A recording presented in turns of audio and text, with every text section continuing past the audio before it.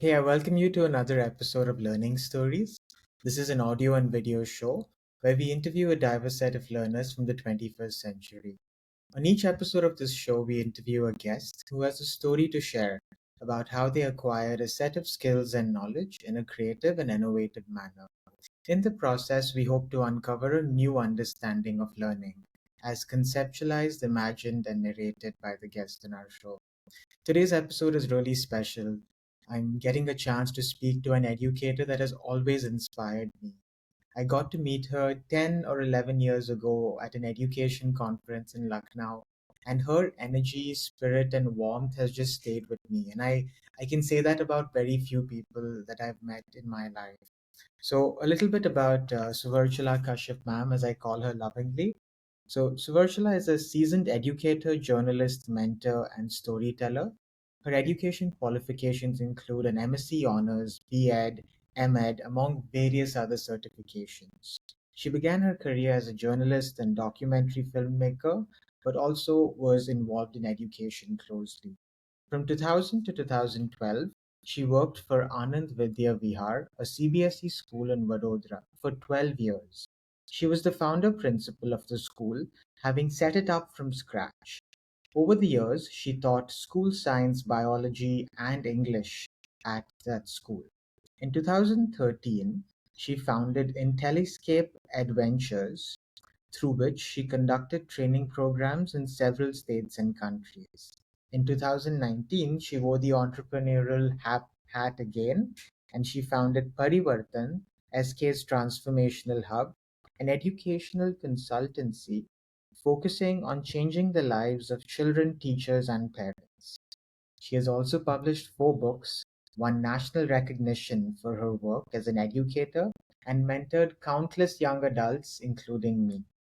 Today, she's here to share a story and a few things she has learned and observed along the way.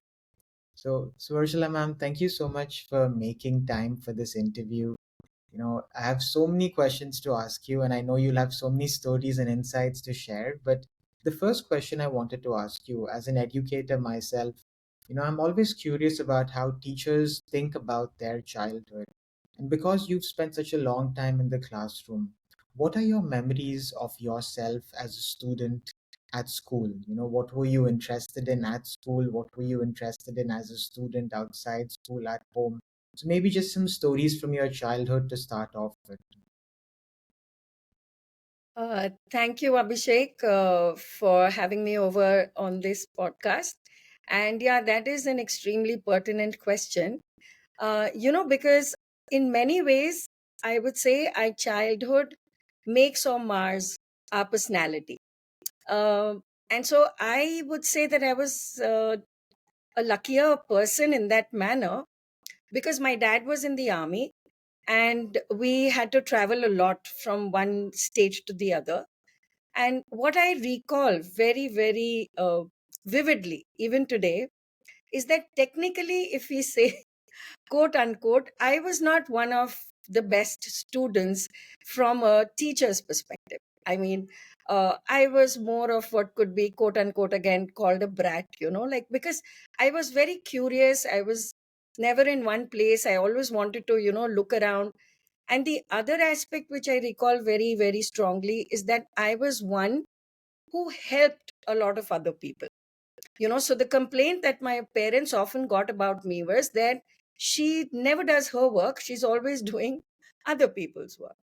And that, in many ways, stood me in good stead later in life. And I was also very blessed, I would say, to have teachers uh, who kind of accepted it. And in spite of my inherent nature, I managed to learn and grow. So this is one point I want to, really tell people who are listening in, that sometimes you just have to let a child be. Of course, not just leave them completely, but let them be who they are and kind of scaffold them if and when required, and they will flow normally like water. And so by the time I was in ninth grade, there was a change of scene where I started to realize that yes, now I need to perhaps again, perhaps pay attention to the academic part of it. So, I was in Bangalore when I started out my education. And again, I have very fond memories of that school, Frank Anthony Public School.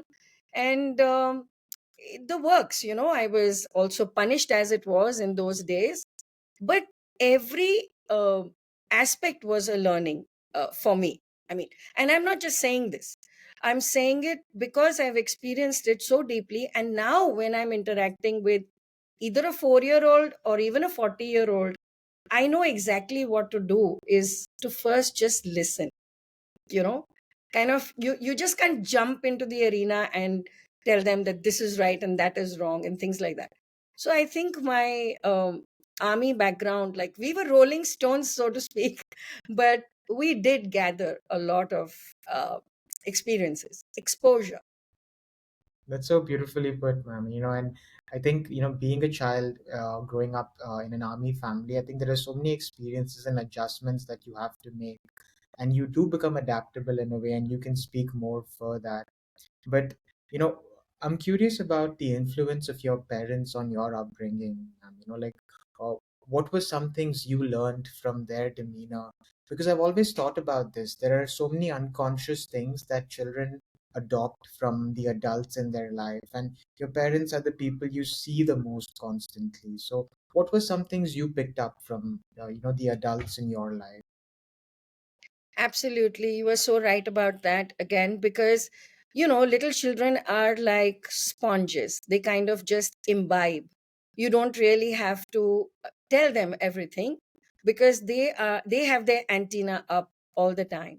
So therefore it becomes extremely necessary for adults in their environment, whoever they may be, caretakers, parents, guardians, to ensure that they get as conducive an environment as possible. So again, I would say that I was pretty lucky in the sense, because we had a very balanced upbringing. My mom was a homemaker by choice, and my dad had a very tough schedule being an infantry officer. So many a time he wasn't even there. They were always out in the field and all of that. But the fantastic part is that both of them were avid readers, and so was my extended family. So, as I recall, by the age of 10, I had read almost beyond my age. Okay. And since I have an older brother and a younger sister, my brother was an avid reader too. And so the environment back then was that the more you read, the better you are nurtured or you grow, right? And that was one aspect which I remember very clearly. And so exposure to all kinds of literature back then, and schools too, since I was in an ICSE school, we had, exposure to all kinds of literature at a very early age. Secondly, what people kind of look at negatively today. So we were more of a paradox in terms of being in the army. We led a very disciplined lifestyle, but so my dad was pretty much disciplined at home too, in terms of how things should be or how we should be punctual and all of that. But at the same time, it was not like what it's not like helicoptering. Like, we weren't told everything every single day. It was more like pros and cons. So there were conversations. My dad, whenever he was around, he would either tell us a story, and we used to joke later in life when we became, teenagers. That so we used to call him. We had given him an epithet, and we said that you're one hell of a Chanakya, and he would smile. You know, because so those who know about the story of Chanakya, the idea is that you get something done, but there is a certain amount of analysis involved by the parties concerned. So we were always brought on board, you know. There were no do's and don'ts per se. A few, yes, but with an explanation that why you can't do this. How about telling us what you think about it? So it was a very participatory approach, I feel, which allowed us to have opinions, allowed us to have a free thought. We may have been wrong a couple of times, but then again, it was discussed, you know, and we weren't pushed to the wall because we had a certain opinion. So I think these things make for a very healthy, kind of a family unit. And my mom, what I grasped from her the most, that which I kind of see and feel every single day, she would often tell us that, look, it's not that I couldn't have chosen a career. I am doing this by my choice. And on the side, like, she was a wonderful homemaker, but she was always going a notch above through reading. And she was a very creative human being, extremely hands on in a lot of stuff. So, yeah, that was what stands out for me very clearly today. It's so interesting. And even though I've known you for so long, now that you've told me the story about that influence, I see so many aspects of both your parents in you, man. You know, that driven, disciplined personality of your father, but that creative, you know, extroverted, outgoing personality of your mother. But a mix of, children are such beautiful mixes of their parents in good and bad ways, and like, and I know you've mentored so many young adults in that difficult period of ninth to 12th standard, where they're making that big decision. And in our country, you're encouraged to, choose your career path at a much younger age, depending on what board you are in. And because you've, grew up in an ICSE school, man, you taught in a CBSE school, but I'm sure you have a lot of ideas and thoughts about the IB board, the SSC board, because you ran an education consulting organization. What was your experience as a student, in that 4 year period? What were some things you noticed about yourself and your schooling environment? And did you know what subject you wanted to study at university at that point? So can you tell me a little bit about your years in high school? Uh, yes. So, going back those many years, Abhishek, it's still very fresh in my mind. And yes, the exposure at that point of time for a kid or parents was, I would not say wasn't there, but there were only a few options available, right? So I knew one thing deep down, that not connected to subjects, but I was very passionate about language. And to be honest, I fell in love with it in grade 9. I mean, with the English language, not just, but all languages too, because I can speak even today a couple of regional languages. But English kind of really took my heart away. I would say it like that. And in grade 9 and 10, we had this absolutely fantastic teacher who kind of, would just take us on these beautiful little sojourns, I would say, where uh, we would just get lost in words. And to some extent, I also remember that she was kind of castigated, because at that point of time, I had moved to Chandigarh and I was in a CBSE school in grade 10. But this English teacher made sure that all of us, so it was a convent and we were all girls, obviously, and she made sure that each of us was able to kind of grasp as well as verbalize and write whatever we thought in that moment. And she was castigated by a principal, a nun, who said that, why are you doing this to them? The poor girls are just in grade 10. And she would say that it's not oriented to the board exam. This is going to be for life. This is going to be their life. And this is not just about me.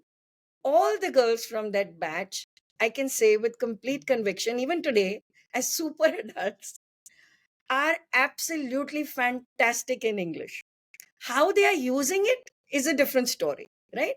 But she had this ability to, kind of the way she read a paragraph, the way she made us interpret a paragraph, even if it was a course book, right? Like I said, we were going to be appearing for a board.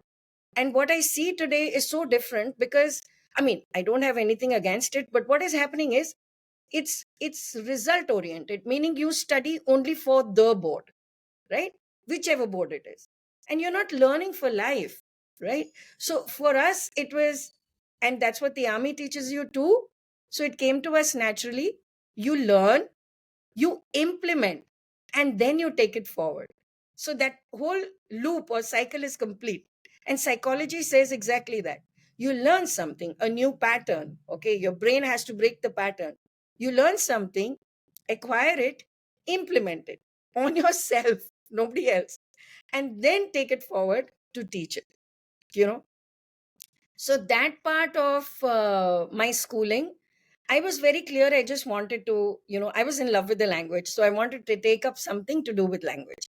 But again, because my brother was an IITian, so, you have this internal dilemma that, oh, will I be any less than him if I take up humanities or arts or something?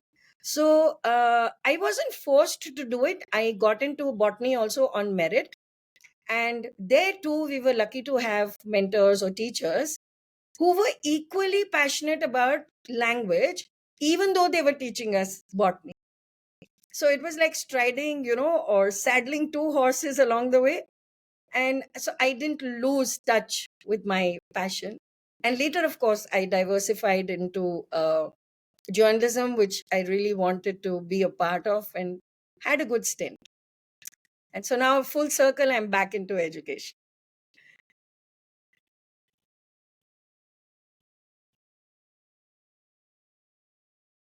Oh, I'm so sorry. I think I muted it in the middle. But just hearing you speak, ma'am, sometimes I wonder, we don't look at the long-term consequences of what a teacher does in the classroom, that impact. And as an adult yourself, you said that what that teacher did in that particular grade had such a big impact on your life as an individual in the long term. And we don't incentivize this sort of attitude sometimes because and and I think our teachers do such wonderful jobs in our schools, with the students they have to work with and the systems they have to work with. I can't imagine on a day-to-day basis what pressures they have to face, and I'm saying this as a teacher myself. But it's so beautiful to just hear that story of that teacher having such a powerful impact on you, and it's staying with you. So it really inspires me as an educator to keep working on this dream of working with children long term. But you spoke about your early years, taking up botany, man. You've done so many degrees. I think I've mentioned 3 year, but I feel like there may be another one there. What was your experience at university, and because you did pursue the sciences, you did take up that path, and then you've also done a B.Ed and an M.Ed. So how did that pan out for you in terms of your training as a professional? Fantastic. So, Abhishek, the thing is that, like I said, at our time, because we were, let's say, if the common denominator is adaptability, you are ready to take on any challenge. Mm. Okay. And so it wasn't like I was not in it by my choice, right? So, as I mentioned earlier, we used to have conversations, and I did tell my dad that I'm not too happy being here. Okay. And he, being who he was, he said, okay, fine. So, what is it that you want to do about it? If you're not happy being here, so he said, pick out a few points. And I couldn't pick out any points because I was enjoying even that course. But because my gut feeling said that I'm meant to do something else, I probably didn't understand at that point of time. He asked me. So I said, if I get an opportunity, I would like to do journalism, mass communication, basically. So he said, nothing comes and falls into your lap. Why don't you work for it? Because there are, so the thing is, he was equally equipped to keep throwing these little things into my court. And I had to kind of take it up and, eventually do the research myself. And so he told me that, okay, fine, you finish your, so as was, MSc Botany was a 4 year course. So you do your bachelor's as well as your 1 year MSc honors in Punjab University. I was there at that point of time. And So this integrated course is considered a notch higher than average MSc. So you count it as MSc honors. So he would reiterate this aspect that, look, you're going to be an MSc honors. I said, but in botany, I want to go into languages. So he said, okay, fine, you can do that too. So when he told me this, Abhishek, you will be, really surprised. What I started to do is that I befriended, or I did have a few more friends in English department as well as in psychology, and I befriended those girls and boys, and I would tell them that, okay, fine, when you're done with your notes, could you just pass them on to me on a weekend or something, right? So I would get to read. I was not learning formally, but I would sit with them, and I didn't lose touch with my passion. And then, of course, we had our literary department, and then I was contributing to that, to writing and all of that. But even then, my dad would always say something in Hindi, Andho mein kana raja. And I would be very offended, basically, and say, why don't you ever appreciate my poem has come in the newsletter? And then he was like, yeah, well, so many people write a poem. It's okay. I think you can do better.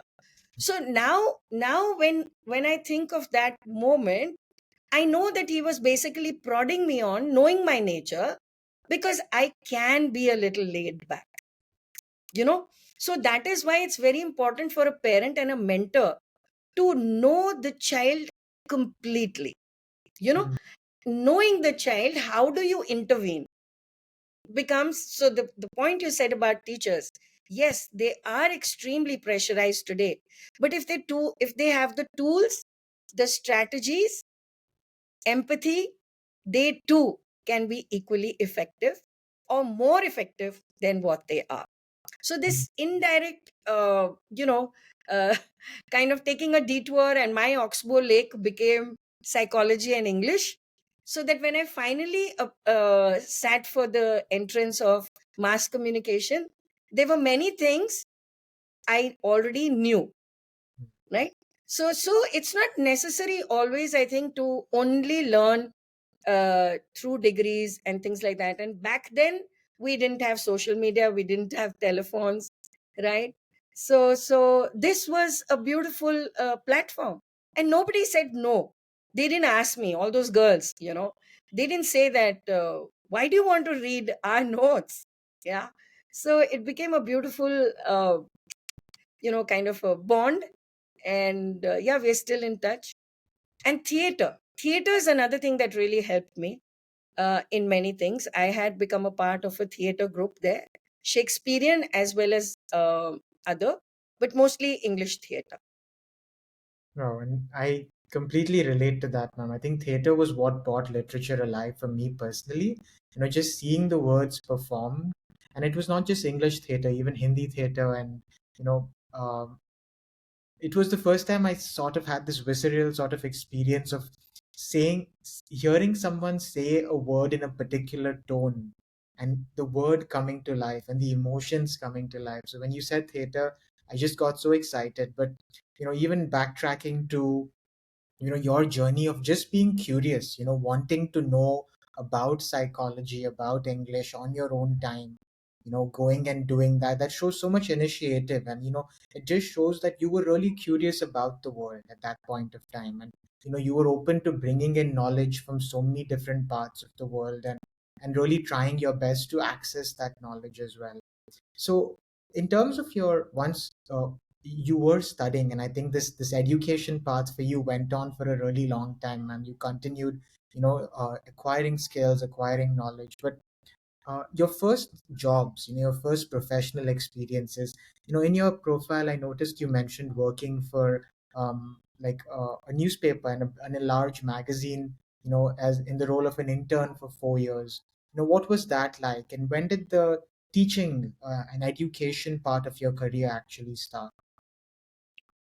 uh, True. So the thing is, uh, the message that I would like to convey over here is that one should not let go of one's passion, but at the same time, perhaps it also pays to be a little pragmatic and versatile. So the more you expand your base in that sense, like we are often told jack of all trades, master of none. Now that's been turned over its head today. We were often told that, right? But it's essential to have a couple of skills where you could customize where you fit, right? And so what happened for me was that my first job, incidentally, was a teaching job. And I was very keen, all the same, to get into a newspaper.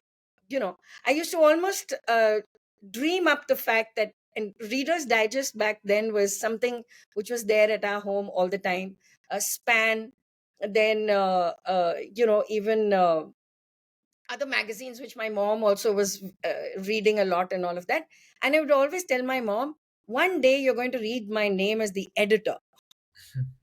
So the Reader's Digest, I would gaze at that page for hours, and my mom would say, go ahead and read inside. I said, yeah, I'm reading, but I'm also just wishing something in my head. Okay. So I smile. I have this very soft smile on my face when I recall that, right? So what happened was, my teaching job was, I just uh, kind of appeared for the interview for a lark. Okay. I was fresh out of B.Ed, and I applied for the job, and I was interviewed by a general because my first job was in Army Public School in Himachal, Dakshai. Okay. It's a residential school. And the moment I entered that place, I was very confident. Confidence is never my problem. But I realized when I looked at all the people around me that they were way more experienced than I was. And I was the slip of a person, and all of that. So the general asked me a couple of questions, and fantastic guy. And you'll not believe this. During the interview, I got so immersed into the role. He told me that you have to teach grade 8. Imagine that we are students of grade 8, and you have to teach us something. It was the digestive system, basically. So I donned that mantle very confidently because I wanted the job. And then the general was just taking notes. He put his head down like this, and he was writing something. And in this tone, in the same tone, I said, put down your pencil. And back of my mind, I realized what I'd done, that I'm in an interview. Yeah. And I saw him smile a wee bit. Okay. But interestingly, that year, I was not selected. Mm, Why? Because he said, you are too young. I was all of 23. mm, He said, you're too young to handle grade 12. So I thought to myself, and I said, I still answered back. And in the sense, I kind of retorted very softly, very kindly. I said, I never knew that age could become, something that would go against you. And you mm. haven't tried me. How do you know I won't be good for grade 12? I said that, and I went home and I told my dad, I'm not never getting this job again. Next year, there was a vacancy again. I applied again. Same general was on the board. And he laughed. He burst out laughing. He said, you're back again? I said, sir, I'm an army officer's daughter and I want to serve an army school. Yeah. And I'm sure I can tell you this, that this time you'll take me on. I mean, come on, who says this to such a senior person? And I got selected. And these years of teaching at that school were some of the most wonderful, years of my life. 2.5 years I was there. And after that, I joined journalism. I joined Indian Express. Okay. And Again, like, sorry, ma'am. yeah, go ahead. Like, I'm just curious, like, what happened in that classroom? Like, did it work out? What was the general's feedback? And were you scared Yes, yourself? Because you did have a degree, you did have the qualification, you did have the training. It was not like you were just walking into the classroom. You were a qualified teacher. But sometimes people don't think about the perspective of the educator as well. We are also nervous. We can also be human beings and flawed at times. So what was true. going on in your mind as a teacher, and what was your experience in those 2 years? So, a very apt question over here. So now what happened was that after I was taken on, I was one of the youngest. At that point of time, we were only three single teachers, of four, as I recall. And we were all in terms of age, and experience, we were very low on the ladder, right? Mm. But what they say, like a second lieutenant, or I mean, a lieutenant in the army is also young. But all of us had that jasba. We wanted to do something because we were in it now. And not to prove to anybody, but also to learn. And like I say this, I mean, I don't know if I'm making my point. If you are open to learning at any point of time in your life, nothing can stop you. Mm. I have experienced this beautifully everywhere. And there is no harm in admitting or saying, I don't know, Yeah. even to a student. You know, there are so many things today in terms of technology that my students teach me. You know, if I'm doing something in the very kind of a very cliched manner on the laptop, and if one of them happens to be there, they will tell me, why are you doing this? There is a better way of doing it, you know. And the learning therefore becomes, if you don't put yourself on a pedestal, this is what I feel. Often teachers put themselves on a pedestal. Many people may not like what I'm saying, but if you really think about it, you are as human as those children. Only then can you be empathetic. Only then can you connect. Only then can you understand what they're going through. You know, so those 2 years, my first formal job, so to speak, taught me all of that, gave me an opportunity of all that. And in the classroom, I was given grade 12. Right. Okay. And oh my God, I can visually recall that moment. They tried everything under the sun, as would be in a hostel, okay, or a boarding school, to kind of make me go off balance, right? I will not deny I was a little nervous, but then some tactics which had been taught to us came into play. And the journey thereafter is beautiful. And I am still in touch with so many of those children. I mean, they are huge adults now, but yeah, it was beautiful. It was absolutely beautiful. Oh, nice, ma'am. And I'm curious then, when did this jump to journalism happen? Were you still teaching as you were doing that internship, ma'am, or did you Right. just want to try something else as well?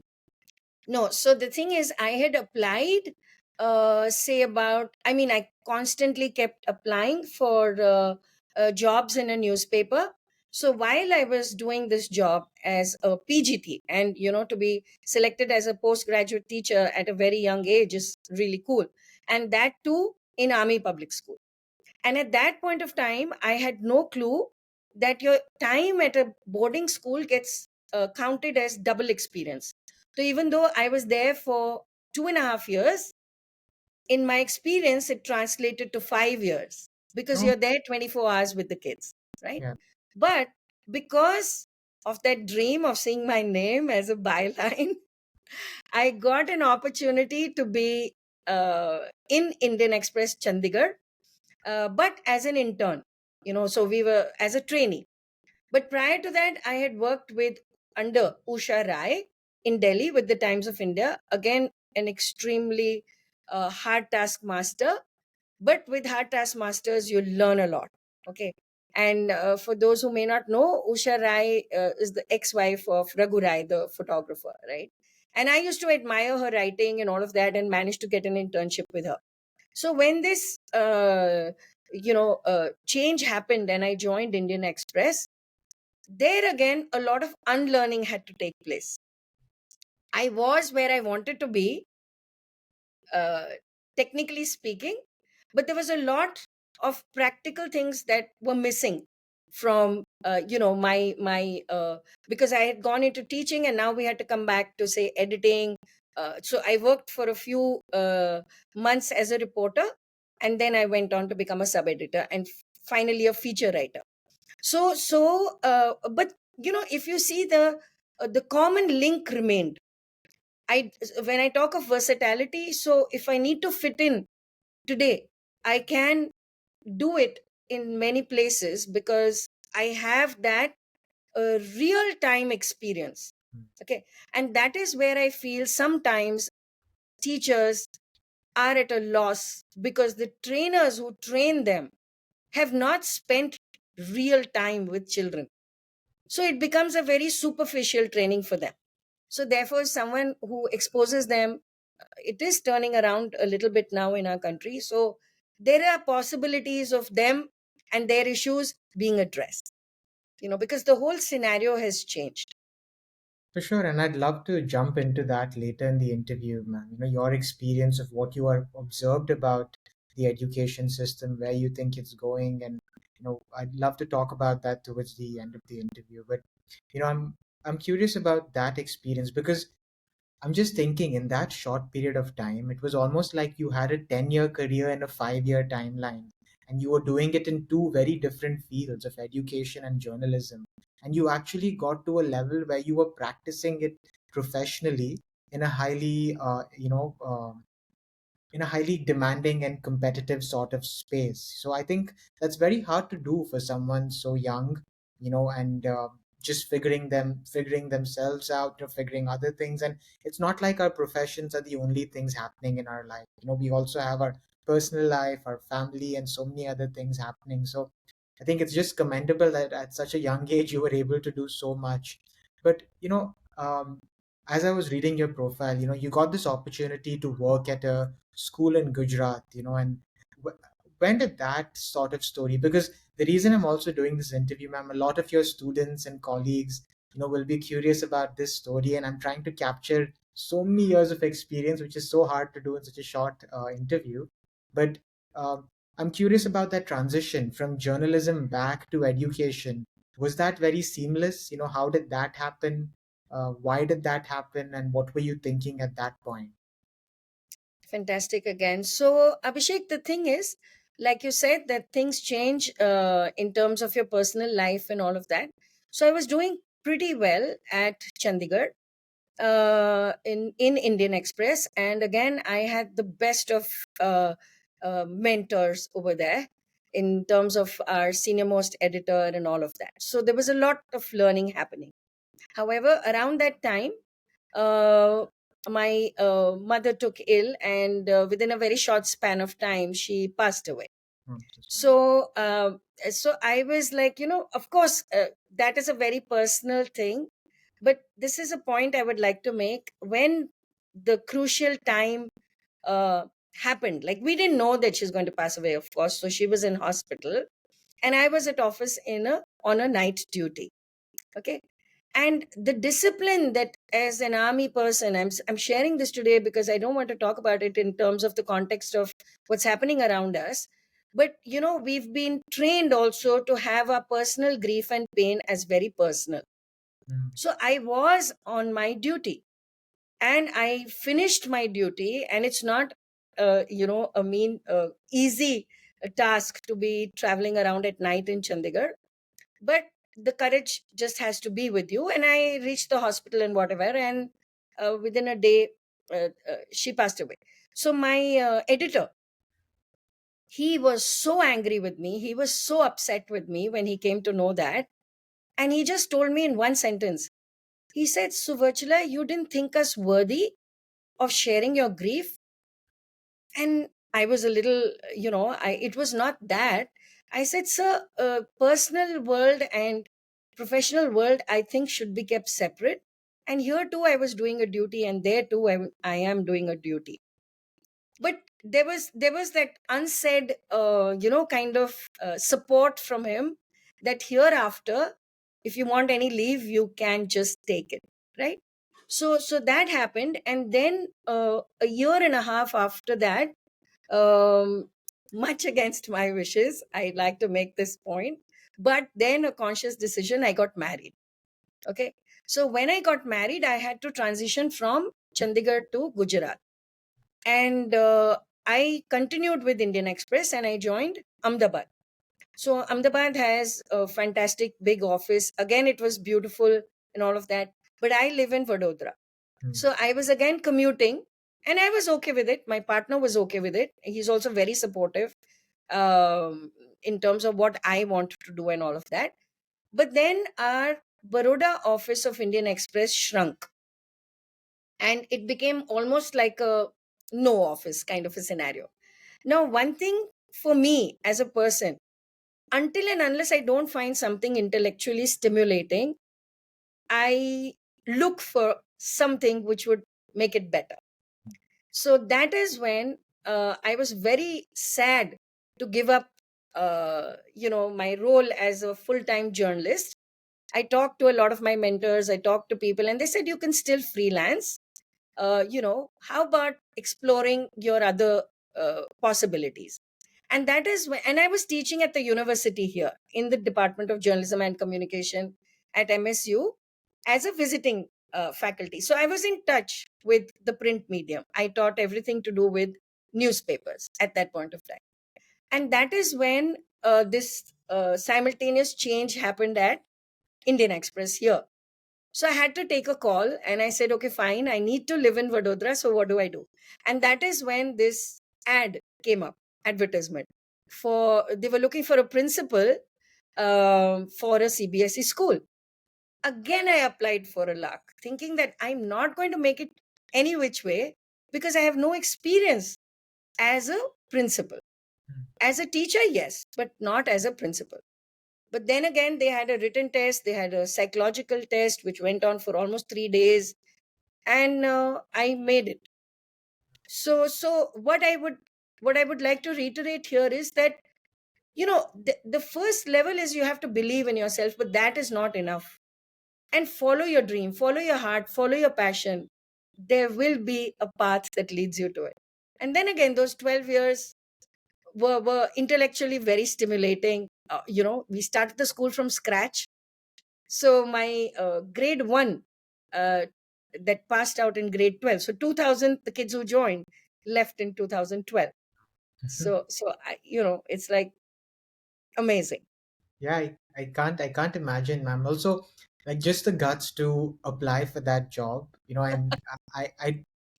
mean, because I know, as someone just growing in the field, it's very hard to immediately make a jump, from a teaching position to a leadership position without being in a particular context for a particular amount of time, because you have to understand the environment, the school. But I just feel like you never were not confident about your abilities, and you said you will learn on the go, you will figure it out.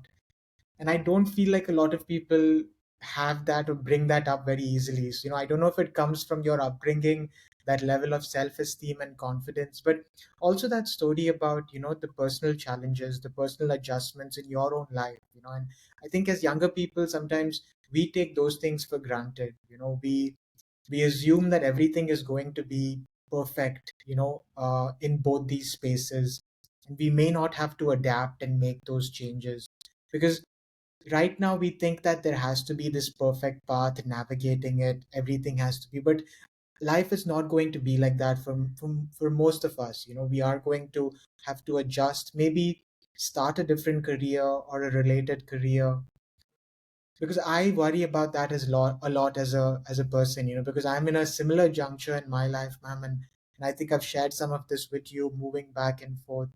So just hearing you say it gives me a lot of hope that maybe there is something in this journey as well, and it doesn't have to always be the plan you started off with, but it can go somewhere and lead somewhere. But that experience, 12 years, man, starting the school, being part of the founding team, I think that's a very real, visceral sort of searing experience of being in a school environment. So I want to know stories about that time, man, and anything that comes to your mind. Again, it doesn't have to be all the stories, but what was it like starting a school? And I know you were not just an administrator, but you spent several years teaching science, biology, and English over that period. So, as many stories as you can tell me, maybe if you could do it chronologically, I'd be happy to listen and hear in that case. Yes.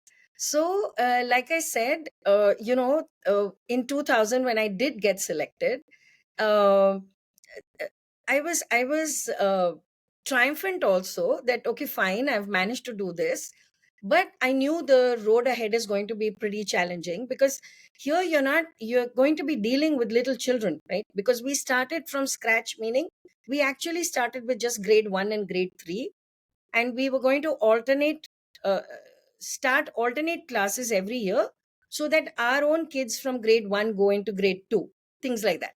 Okay, so thankfully, the chairperson of our trust at that point of time was an educationist, a very well known in this part of the world, Savita Ben Amin, late Savita Ben Amin. She's no more, but she, as well as the rest of the team that was handling the whole scenario, were very clear about what they wanted, not in terms of finances. Okay, so that was the beauty, I feel, of the way our school, I still tend to call it our school, which it is no more, all the same, started out with a certain philosophy.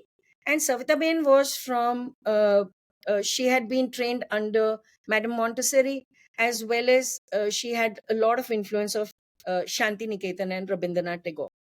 So her whole perspective about a lot of things, it was almost like every time we met, I would feel, oh my God, what can I take from this meeting? You know? And she was very clear about even reprimanding. Okay, like suppose, like one thing that I recall in one of the earlier meetings. So I'm not a Gujarati, right? But here it's important to know the regional language.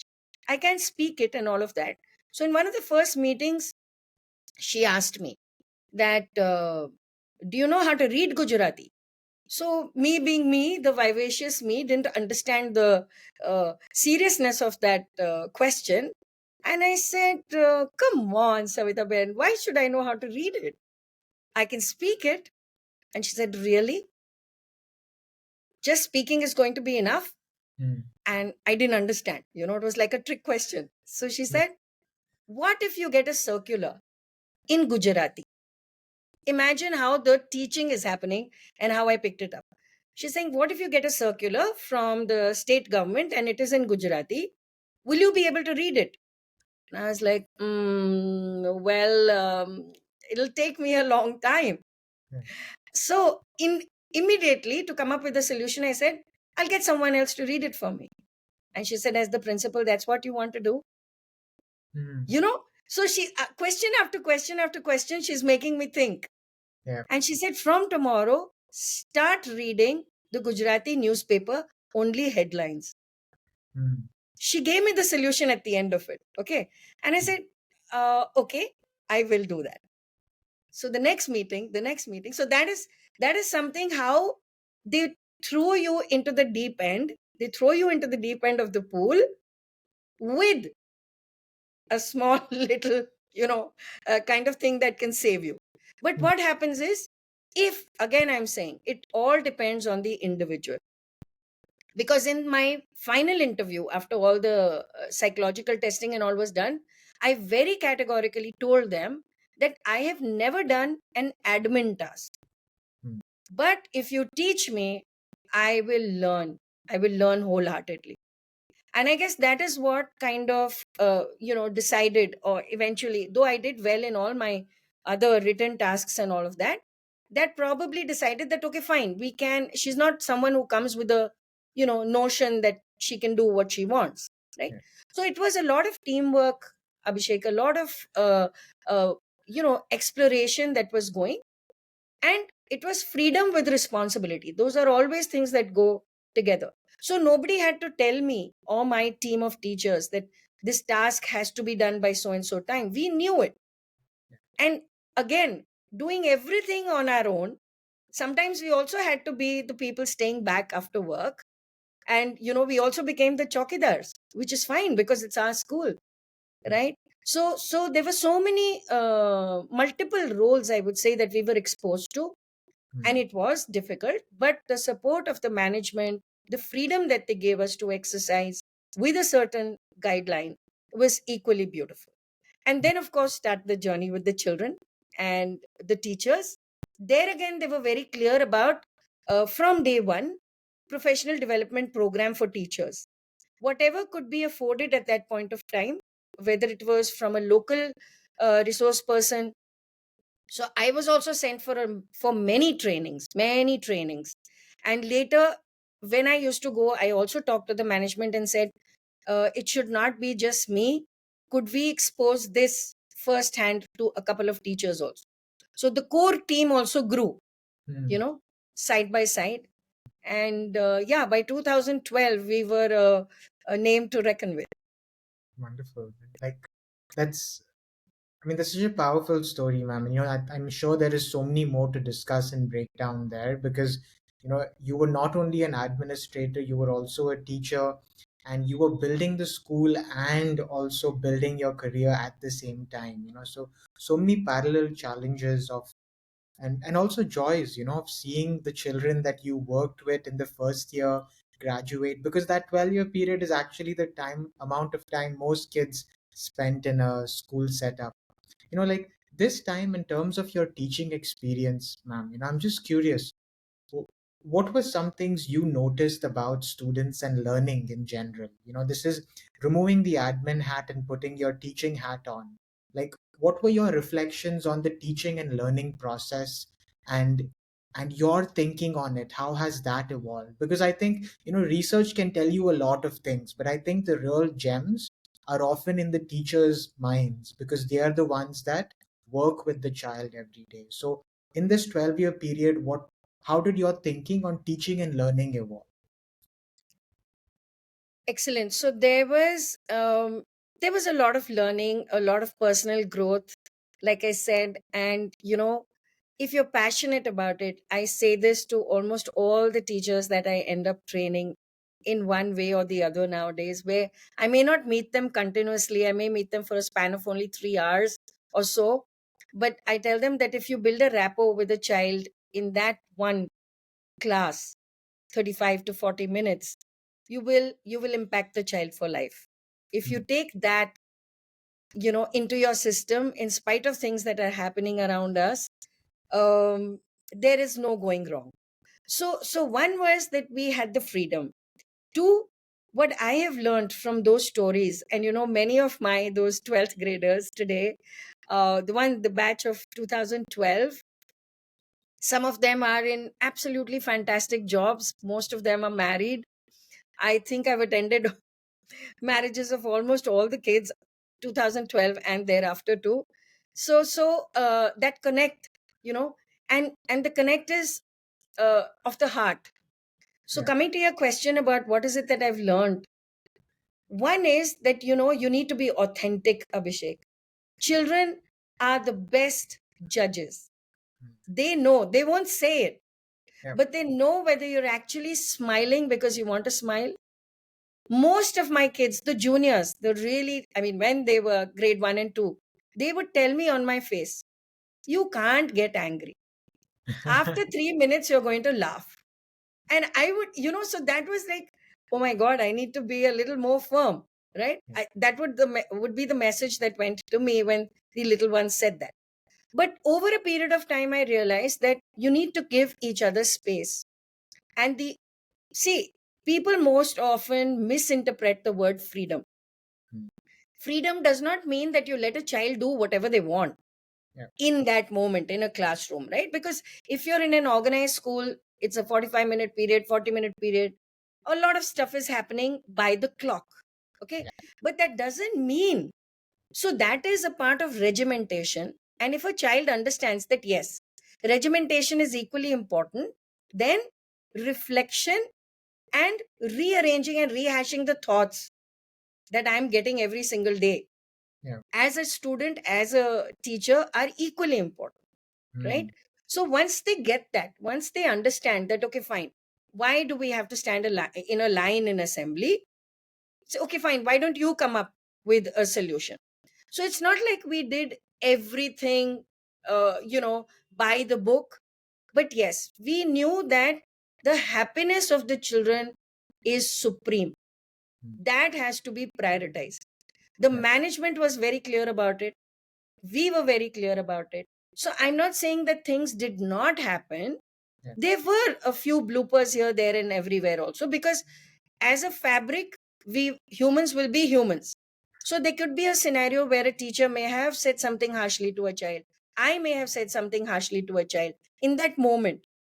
But the very next minute, if I explain to them that, sweetheart, this is because right now I am in this situation, position, and I need to tell you.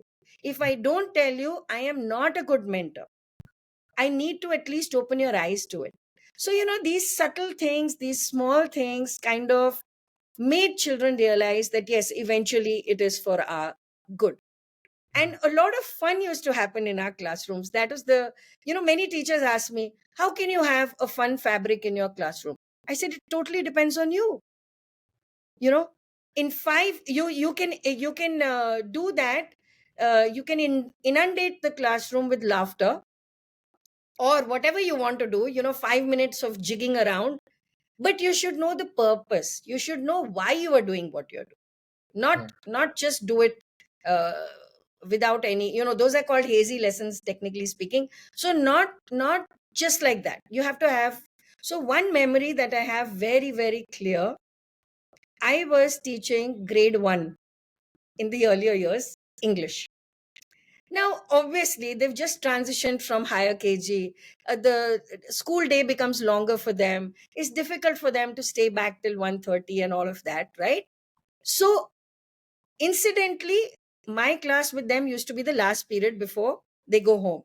Mm. So one day, just like that, one kid was making a chip chop. You know what the chip chop is? That Yeah. what color do you want, kind of a paper folding origami kind of a thing, and you open it and you see. And I had forgotten how to make a chip chop. Okay. And I seized the moment and I said, I knew it in my head, but I thought if I actually fold it, I won't know. And there was a little bit of a noise in the class, obviously, because they're little children. So I said, who's going to teach me how to make a chip chop? And so 3, 4, 5 enthusiastic kids came up. And I don't know, just out of my head, I hadn't even planned it. I said, okay, but we're not going to tear any good paper. Only the papers that are lying waste right now in our classroom, or I will send for them, we'll use those. And we have to be innovative. I'm saying this to grade 1, 6 years old. And I just said it. And they also understood and they fished out a few waste papers that day and they taught me. And my exuberance in that moment was as much as that of the children. I completely forgot that I'm a principal and whatever, okay? Because you kind of straight jacketed, you have to walk in a certain way, talk in a certain way. I could never do it. Yeah. Now, this became a deal between us. Every time I had a class with them, I would tell them that, look, we're going to study for 20 minutes. We'll do the rhyme or whatever I had to do with them. And then for 15 minutes, we are all going to make chip chops. Will that be fun? And I'd bring my tone down like this. And they said yes. So we started doing it. We didn't tell anyone. Parents didn't object. No problem, because the learning was still happening. Yeah. And through the chip chop, I was teaching them vocabulary. Okay. Oh, I said, let's turn it around. We'll write a word like kind or beautiful, and then we'll say a synonym on the inside. You don't use the word synonym with little kids, but you say a similar word. Okay. And so they started getting excited about it and they were learning. And one day I told them, I don't know again how this came out. They said, ma'am, what if we do it secretly? I said, what do you mean we do it secretly? Back then we had only two sections side by side, A and B, so that the other class should not come to know. I said, but why is that? We should share our learning, no? He said, no, we'll do it very quietly. So I said, okay, what do you have in mind? So nobody from outside should be able to see us. So in our school, we had windows at the level of 5 feet or so. So if someone's walking by, they have to actually look in like that. mm. So I got an idea. And I said, okay, fine, let's do one thing. Let's all lie down flat on our stomachs. Okay. Now, this is 2001 and 2002, we had the riots. Yeah. Okay. And that really helped us because the kids, we had to do mock drills like they are happening now. And so we would all be on our stomachs on the floor. Mm. Nobody was concerned that we'll get dirty or whatever. We were all silently making chip chops. I wish I had videographed that moment, but it's very, very clear in my mind. And the whole school was looking for 1A as well as for me, wondering that where have we gone, because there was complete silence from our room. Okay. So imagine if you do something, just something like that, it would remain as a memory for me, for them, forever. Wow. Like, was this because this is such a important teaching story, ma'am, because there are so many lessons to pick out from this, because you were actually teaching the subject, you were teaching life skills, you were teaching, understanding the world around you, but you were doing it with them invested in it. They had ownership, they had accountability. I know there must be a lot of theory behind what these practices are called, but for you to be able to do that in that moment, that is a real skill set and a real, difficult thing to understand. And I feel like something you said about understanding the heart of your child, that was so important. And I find that so challenging, because sometimes you're teaching a student, there's something on their face that says that they cannot learn today. Like, even if you want to do it, they cannot learn today. So how can you get them to, maybe rather than point 10, get them to point 3? And I love how in this situation you were working with what you have to give them the best possible outcomes. You were so in tune with their heart and not just their mind. And I feel like a combination of both of that is where you can find so much connection in that sort of learning environment. So this was one story, ma'am, and like what were some of the challenges you faced, as an administrator, but also as a teacher in the classroom? Like, do you remember a moment, like, even with all your training, you said, wow, this is really difficult, I don't know what to do here and I need help? So any story like that for you, ma'am? Uh, not. I mean, the challenge is, like I said, perhaps it is so um, ingrained in our DNA. I would say my DNA, for that matter. To because we were even the management kind of told us, say, so this is one example that comes to mind, is that Savitaben and then Nandita, the vice chairperson, as well as the other trustees, would say, don't come to me with a problem, come to me with at least three solutions.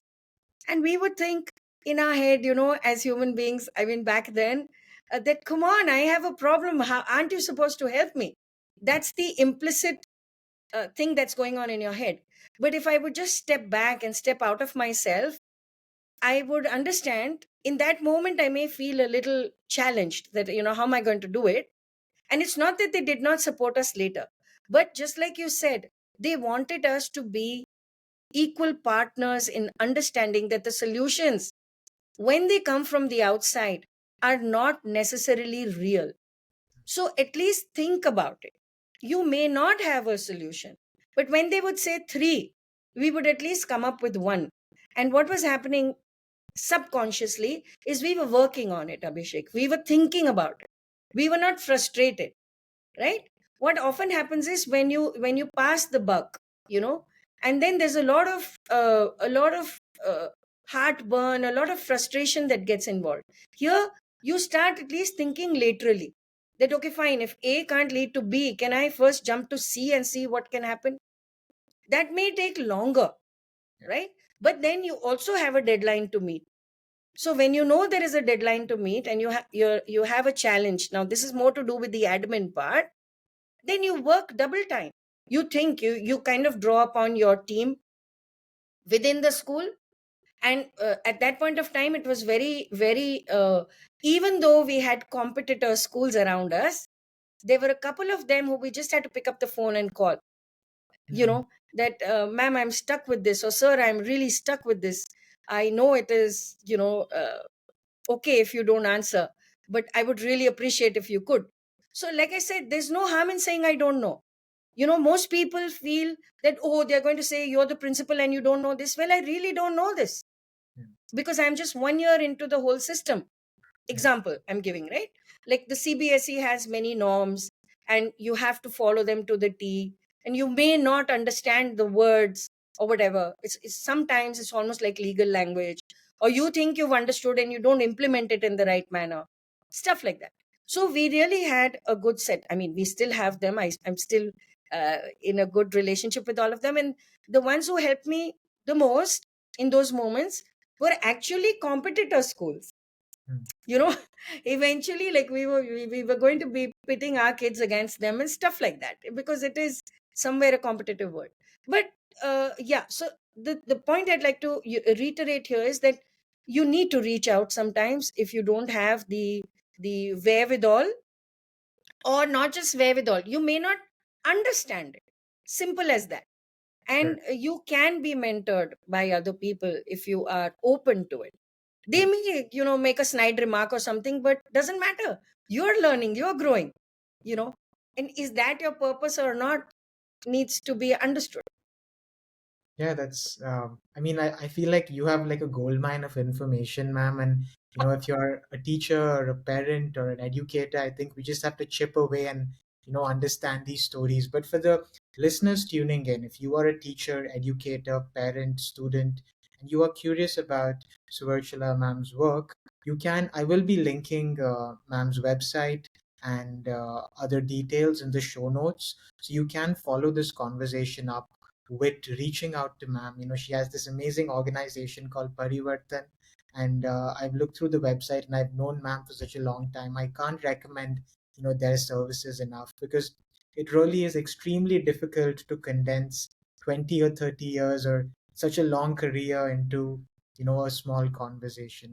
But ma'am, like after 2012, you did go on like a sort of an entrepreneurial journey, where you were also writing books, but you also started two organizations in Telescape and Parivartan. So, I'm just curious about the thinking behind that, and also, your life as an author.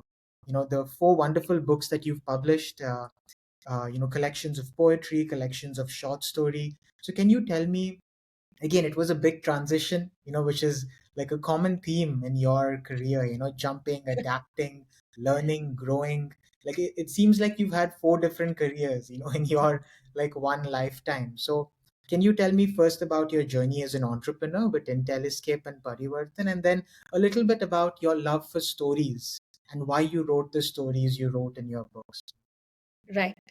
So the thing is, you know, as Shakespeare has said, that it's all, I mean, everything that ends well is kind of, but that's not true, right? So in 2012, I mean, and I have no qualms in saying this, I was asked to leave. Okay. I was asked to leave uh, the school that I had, spent 12 years with. And I won't go into the nitty gritties of that because everybody is Yeah. aware of it. And it was not the best of things to have been done Yeah. in the manner that it was done. And I really took it to heart because I was, like they say typically, heart and soul was with my kids, right? And so it really hit me hard. I took a very long time. I didn't recognize the person I had become in the latter part of 2012. And I am saying this because the people who've known me very closely were extremely perturbed to see me like that. I was perturbed myself, Yeah. that how can this happen, right? But then again, the courage to have, like I said, the common denominator of adaptability. I thought that let me take time off for a while, and I said maybe this is an indication from the so-called universe that I need to do something differently, right? So I took almost a year off, and in 2013, this idea of, again, from some people I'd known for a very long time, came up about how about we setting up, that was in partnership, an LLP, Intelliscape Adventures. Why don't we set up a company? I was technically very raw in terms of emotions at that point of time. And like I said, I myself was not able to recognize that there is some, that I've taken it so hard. But then I have excellent friends, a wonderful family, and they told me that it's not the be all and end all of everything. And come on, just push yourself and do what you can do. So we set up Intelliscape Adventures. We were 5 partners, all from different fields, and we were doing reasonably well. But the 4 verticals that we had thought of were not panning out, in the manner and the speed at which, or the pace at which they should have. There again, Mr. Chanakya, my dad, stepped in And I did, for the life of me, I wouldn't understand every conversation over a phone call. He would tell me, "What is an LLP, dear?" And I would say, "How many times do I need to tell you that? It's limited liability partnership." And he said, "Read it again." And I would say, "Okay." He would just keep saying this to me. So I told my partner here, I said, "My dad keeps saying this LLP, LLP. It's going to be your nemesis one day." And I was like, I don't know why he's saying this, but since he's Chanakya, I need to listen to him. Then I asked him, "What are you saying? What are you, you know, what is your implicit meaning?" And he said, "Look, li- limited liability partnership means that when the going gets tough, people are going to go away and you're going to be left alone because you're a CEO." And I said, "You are so cynical. How could you become so cynical as an army person, right?" And he said, "I'm not cynical, I'm practical." And he kind of put this seed into my head that go out on your own. Okay. Now, Abhishek, this is something again I want almost everybody to understand, because all of us go through our downtimes. All of us go through, some lows that we can come out of, some lows that we never come out of, or whatever, whatever. But I knew that he was actually addressing the real me, that you are the one who could take up challenges. How can you let such a small event, episode, he called it, trouble you so much? Hmm. Okay. And I would start thinking about it, and he would tell me simultaneously, "Do not have any malice in your heart." This was a conversation we had almost every day, every day. Okay. And then he said, "Why don't you do what you're doing in the company all on your own?" Hmm. I said, "How is that going to benefit me? How it's a higher risk, because the profit is mine, the losses are also mine." He said, "Exactly what I'm telling you, that you don't have to then be dependent in any which way on anyone." Correct. Didn't make entire sense to me at that point of time. But when I talked to my partner, the one who had helped me set it up, he was like the sleeping partner, so to speak. And he said that I won't be able to give my time or energy, but I'm there for you. And when I asked him the third time, he said, "Yeah, step out. You step out. Hmm. Because I don't think this is going to go the way it should have." And that's when within 15 days, I had to look for a new office space. I had to do, the works and all of it. I had butterflies in my stomach again, that how is it going to, pan out? Now I'm totally on my own. But trust me when I say this, I did not lose a single client. In fact, I got more. I'm in a way smaller place than I was earlier in Intelliscape, because it was a company. So we had a commercial space. Now I'm in a way smaller space that I can afford on my own to rent out and all of that. But the work that I'm doing is as deep, as panned out, and I am responsible for everything that I do or Oh, don't do. Right. So hmm. it's a huge risk. And then COVID happened. And that time too, online things started. And that's when I started getting students from just out of the blue, from places like Indore, Jodhpur, just through word of mouth.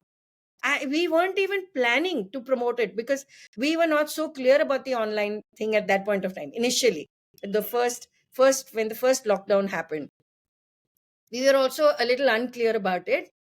And well, here we are today, almost 6 years down the line. Yeah. and Like, and sorry, ma'am. yeah, and I'm happy to be making a small dent in many lives. No, I think it's much larger than a small dent, ma'am. And I'm just curious, like for anyone that is interested in your services, ma'am, if you could briefly summarize what you offer at Parivartan SKS Transformational Hub, so that anyone listening to this conversation can follow this up, with an email to understand how they can work with you. So if you could list out the services and the reason you started the organization, I'd love to, talk about that now. So it is basically a two pronged, I would say, or a three pronged, in a to say it so that almost everybody understands what we believe in very deeply. And I have a very small team. We also have psychologists available, okay, for all kind of testing, this, that, and the other, though we don't encourage that entirely. Only if it is very necessary do we suggest that to parents. So the two-pronged thing is that our interventions, any intervention that we, if when somebody reaches out to us, what we put out is that we will customize it to your need. So every meeting that we have with a parent, a child, or a young adult is about what problem are you facing? What is it that is you are unable to do on your own? Okay. Mm. So that is not something which is very academic. We don't really address academics also directly. We look for the gap. Mm. So if it is with an institution, I mean, if we offer services to institutions also, it could be a very customized, very simple 3-month intervention, also 6-month intervention, because things take time. Similarly, with individuals, our interventions revolve around 4 pillars: introduce, practice, master, and review. So if you say today to me that I want to learn a little more about XYZ, so if we have the wherewithal to introduce that to you as a module, we'll take you through the process. Okay. Mm. And minimum 10 sessions, we say, maximum 20 sessions, in which at every step we will guarantee a change, but participation 100% from your side is also necessary from the client side. Okay. So that is one of the interventions which is very close to my heart. So one of our programs is called Metamorphosis. As it says, change like a butterfly, right? So what are the short term things that you want to change? It could be, so I work a lot in the field of behavior, because behavior today has become, I would say, uh, very misunderstood. We only look at the facade. We only look at, if some child, especially now I'm talking to do pertaining to children, that if some child is answering back in class or is being so called rude, we never go to the root of the problem. We only label the child and say that, this is bad behavior, it's unacceptable, blah blah blah. So if such a child happens to come to us, or a teacher comes to us for a solution, then we make them go deeper, Abhishek, that let's explore what are the reasons why, because the behavior is a consequence of an antecedent. It's nothing comes out into the open without a beginning. Yeah. So we have to find out that antecedent, what is the reason why it is happening. And it's not easy, that's why I call it deep work. But the child would not come to know Yeah. that we are actually addressing that, because it's done in a manner that there are strategies, there are tools, we have modules and all of that in place. Some of them may be psychological, some are not, some are experiential. And eventually the child or the person comes face to face with that scenario, and then we devise mechanisms to solve it collectively. Wow. So that is one metamorphosis program. There are different steps to it. The second, of course, is I have seen, and I want to say this, it started out as a dream project, but it has given me, rewards in ways that even I couldn't have imagined, is using creative writing, or the ability to extract from a person or a child their creativity, their inherent creativity, okay, but convert it into words. And it's not that everyone or each of them has to become a writer or something, but what is important is that they're able to express, Mm. and that is the most rewarding experience, when a person comes back to you and tells you that, that did me good, man. I mean, it was really cool, in their lingo or their jargon, that, it opened my eyes to myself. I didn't know I have this all inside me. I didn't know I could, get this out, because it's a big mental block. So that's one second area that we work on. And related to behavior is also issues of self-esteem. Many children today, particularly, are facing an issue of self-esteem and confidence. and therefore I would not want to make it a generalization, but a lot of them are choosing inappropriate solutions, temporary solutions, which are not really good for them, and they end up damaging themselves for life. So if we have the opportunity, and I have many case studies whereby we've turned around many such scenarios, and I also work with a limited number of neurodivergent children, only those that we can or we are equipped to take on. Otherwise, we have an extended group of people to who we can refer such children who are, tested as extreme cases of neurodivergence.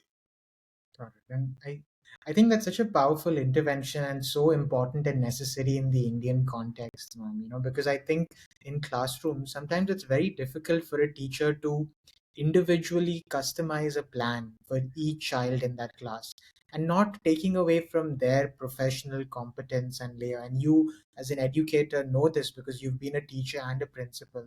When you're working with 25 kids, as a teacher, it's impossible to be able to customize it to an extent where you are meeting every need of every child. So I see your organization as such a powerful support mechanism to work with each individual child on the volition of the parents and the extended community, because sometimes we underestimate the role of the parent as well. We sometimes think it's only the school's responsibility to. And I've noticed that parents work with the children for such a long period of time, 12, 30, I mean their entire lifetimes, to a large extent. Can we use them as a stakeholder? And I feel like your intervention, ma'am, and the services that you listed out, I think it would be such a powerful added layer to a child's learning experience. You know, in addition to the parents, can you have another mentor, another guide who can help you navigate some of these challenges you will face in your learning environment? And I think it's so pivotal for a child to have a trusted adult and guide at this point in their life. Because, as you said, there was a teacher in ninth and 10th grade that completely changed your perspective to language. I see you doing the same thing for the kids you work with. Like, if you sow a seed of a love and passion for reading and writing at a very young age, this will take them to so many different places in their career. If you sow a seed for the love for science or the scientific method, this will take them to so many different things. The potential is almost infinite or unlimited, but it's just so unique. I've never heard of such an intervention. And I think it's such a powerful sort of like extension of your experience as an educator. I think it's very creative, because a lot of people will think that you can only be creative in terms of writing a book or starting a company. But the way you have designed the service, ma'am, I think it's such an extension of so many years of reflection and experience in the classroom, from all your educational qualifications to all your years in the classroom, to actually thinking on this really deeply and hardly, to creating this. So for any teacher, for any parent, for any student out there that's curious, please follow up this conversation with ma'am through her website and her social profiles that I will be linking in the show notes. But ma'am, for the final, just to Books. respect time, I'd love to ask you about the 4 books that you've published, but Yes. you've also mentored and guided so many of your students and other people to publish their own books. So just stories of why. I mean, people, I will be linking the Amazon links to all 4 books that you have in the show notes. So the listeners will be able to access that and the details of the same. But why do you think stories are important for humans? Let's start there. Yeah. So I think, stories, I mean, stories are the most powerful, mechanisms, I would say. They're not just stories, they're emotions. They talk about places, and we were brought up. I mean, for me, there was not a single day of my childhood that did not have a story in it. And sometimes it was just anecdotal, okay, in order to make a point. And very quickly, I will tell you one. So on our way to school in Bangalore, from home to school, there was a railway crossing. Okay. And my dad used to drop us sometimes, and sometimes we went by other vehicles. Now, if we were not on time, the gate got closed, and we would get very agitated, kind of, as kids, that, oh my god, we're going to be late, and this and that and this and that.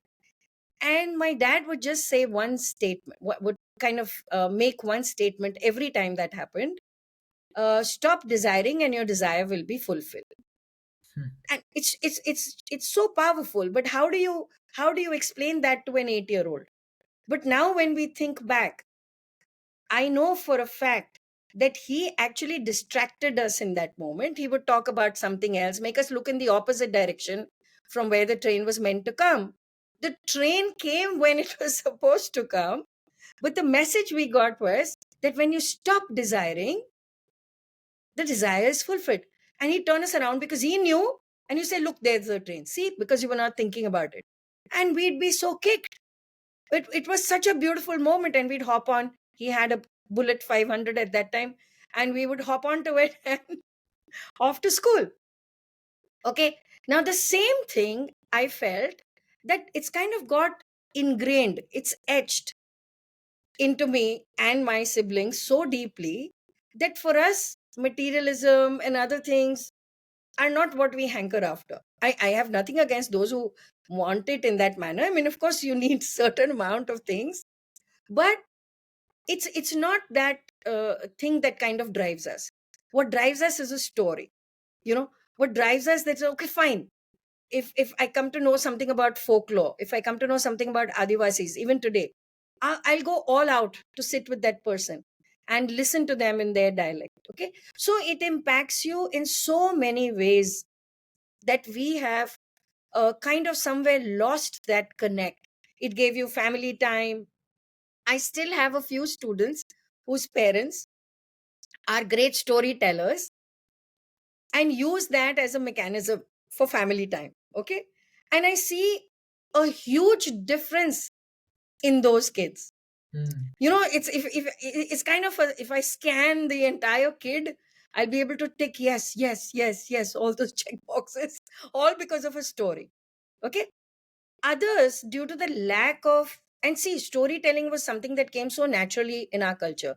We had not only our culture, many other Asian cultures also, European also, where it was an oral tradition. So when you listen to something time and again, it makes you think, it makes you reflect. So when you grow older, you understand that, okay, fine, there is some science behind the crow dropping, those pebbles in, and would the water come up or not come up or whatever. So you can correlate it to anything. Okay, to Correct. any subject. One story can be, you know, dynamite. It can kind of uh, ignite so many thoughts in you. And again, I had the privilege, I would say, of being associated with Katha.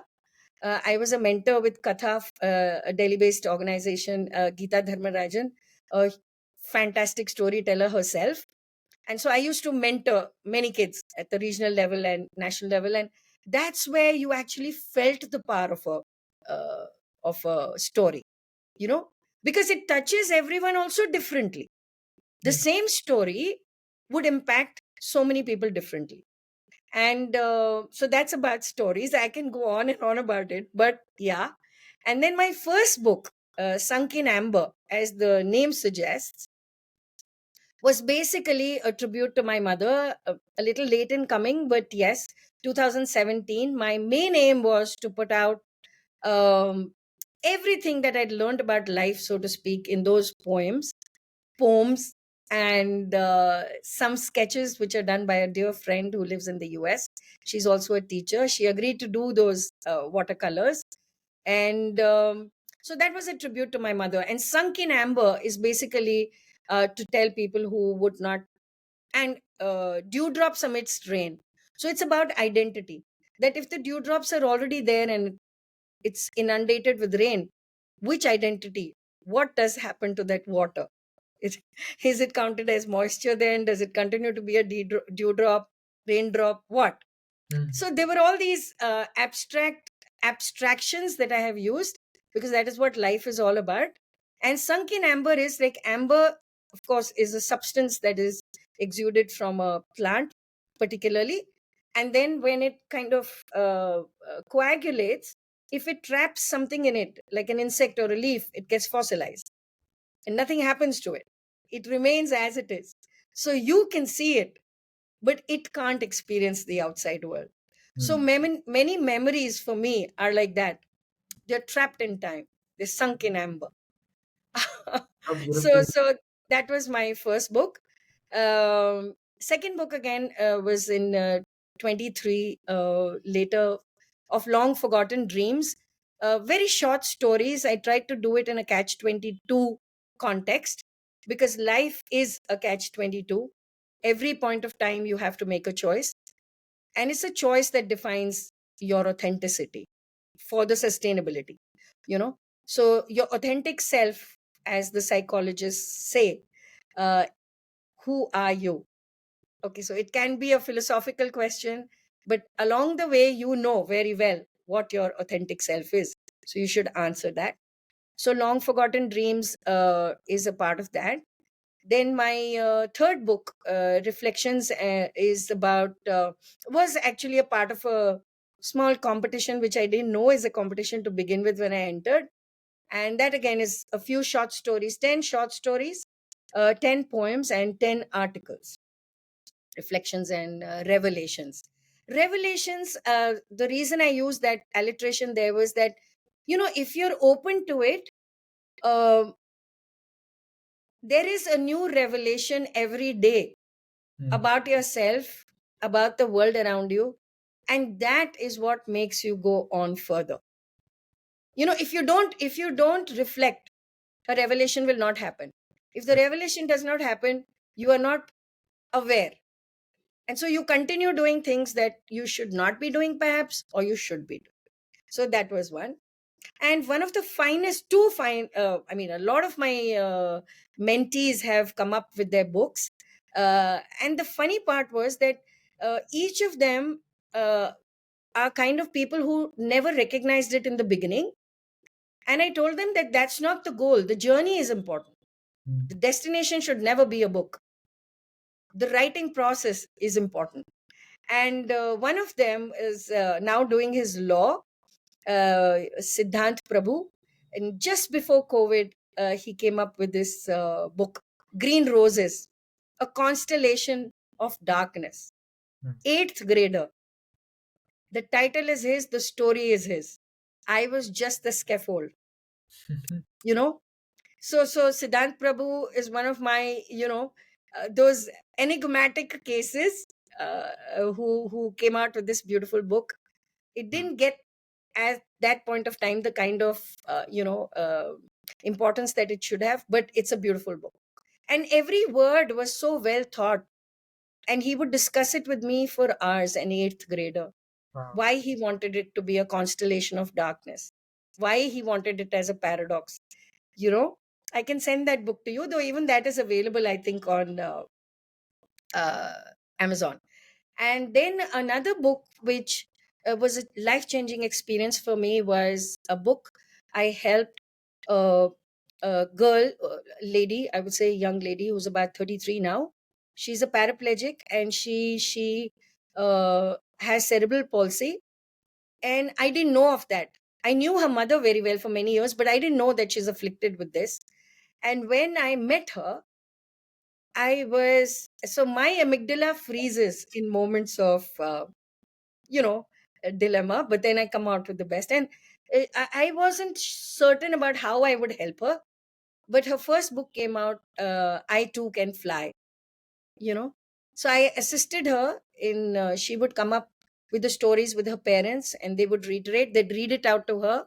She can speak very little, minimalistically, but after our intervention of this book, she speaks better. Wow. So miracles happen. Now she can send me a voice message, of course, with the help of her mother. And the words are very spaced out, Yep. because it takes her very long to bring out, articulate one word. But that's the beauty, you know. And I didn't know at that point of time that I could help her. And she's going to be coming out with her second book very soon, which I've just helped to edit, called Adventures on Wheels. So she's on a wheelchair, and what she imagines in her head. And one of her heroes is Stephen Hawking. So yeah. Oh, wonderful, ma'am. And I will link all these books in the show notes. And, I think, we tell stories no matter how they are received, ma'am. The reason we tell stories is because it's such a human trait, to capture and share experiences, but also explore that imaginative world we have inside our heads. And I feel like maybe you don't see it now, ma'am, but in the long run, for all these kids that you've impacted throughout your career, I feel like you've let out little light bulbs, little flies like into the universe. And I think they are blooming in their own time. Maybe some will bloom in 2 years, some will bloom in 10 years, but I'm sure they strongly feel, the impact of your service in their life. And I feel like I've enjoyed this interview so much, ma'am. It's like a small conversation capturing such a rich life. As someone just listening to you from the outside, I feel like you've experienced so much at a personal and professional level, but you've maintained that childlike curiosity and, sense of service, which I think comes from your army background, but you've balanced it out with just a curiosity about the world and this fearlessness of taking on challenges head on. And I think you faced so many, throughout your career, all the transitions that you had to make. I mean, looking at it from the outside, I would be so overwhelmed in those situations.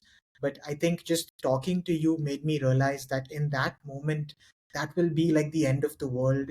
It may seem like everything is falling or crumbling, but in the long term, maybe it will make sense, and it will transform into something new as, your mission is right now. Maybe it won't make sense in that moment. So for the listeners tuning in, this was a short interview of Ma'am's extremely rich, interesting, wonderful life. But in the show notes, I will be linking her website, her social media profiles, the 4 wonderful books that she has published, which I will be purchasing right after this call. And ma'am, it's so hard to conclude such a wonderful interview in with a question. I thought I'd end it with recommendations, but I feel like that's too small a question to capture your journey. But I was listening to another podcast, where someone had this question, where they said that if you had to if you had a billboard in like a large prominent highway that had a quote or a couple of words summarizing sort of a philosophy or a way of looking at the world in your own words. If you had to say a few things to someone based on what you have learned from your life, what would you put on that billboard? And that would be something everyone would see and sort of remember you by. And, I mean, a darker way to look at it was like a gravestone, but I feel like a billboard that someone can see and understand you by. Like, if there were a few words or a few sentences to remember your journey by, or something that really guided you through your time, what would you put on that billboard at a personal So level? as you were speaking and putting this to me, a whole lot of ideas were exploding in my head. But yeah, to be fair, and not use that little naughty stuff happening in my head, I would say, be yourself unapologetically. Just be yourself unapologetically. And the reason I say this is that half of our lives we spend trying to be someone else. This is something people don't understand. You need to emulate, you don't need to copy. So when you end up copying, you stop being yourself, right? So be yourself unapologetically. And my particularly my students and the parents, their parents and parents thereafter, uh, if they hear this, they know exactly what is going on in my head, which means be yourself, the pluses and the minuses, right? Right. The gray areas as well as the stark black or bare ones too. Just be yourself, unapologetic about it. And that's how you grow. I love that. I love that, ma'am. And on that note, we come to an end of this conversation of learning stories. For the listeners tuning in, please follow up this conversation with the other interviews, the books, and the many resources that ma'am has available online. And until next time, this is Abhishek Shetty signing off on this episode. Keep learning. Thank you so much. Thank you, ma'am. Thank you so much.